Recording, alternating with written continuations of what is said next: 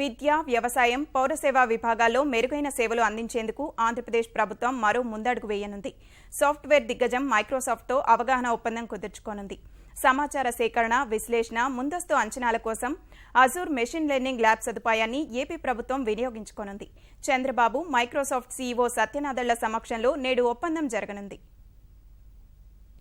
వివిధ విభాగాల్లో ఇప్పటికే ఈ పాలనకు శ్రీకారం చుట్టిన ప్రభుత్వం విద్య, వ్యవసాయం, పౌరసేవా విభాగాల్లో మెరుగైన అభివృద్ధి సాధించేందుకు కసరత్తు ముమ్మరం చేసింది.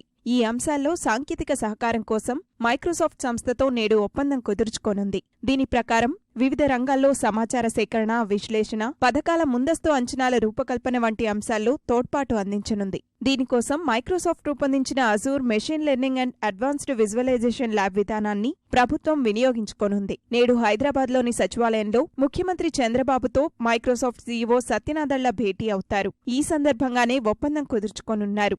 రాష్ట్రాన్ని ఐటీ హబ్గా మార్చే అంశంతో పాటు మైక్రోసాఫ్ట్ కార్యాలయం ఏర్పాటుపైన సత్యనాదెళ్లతో ముఖ్యమంత్రి చర్చిస్తారని సమాచారం. ఇరువురి మధ్య మరిన్ని అంశాలు ప్రస్తావనకు రానున్నట్లు సమాచారం.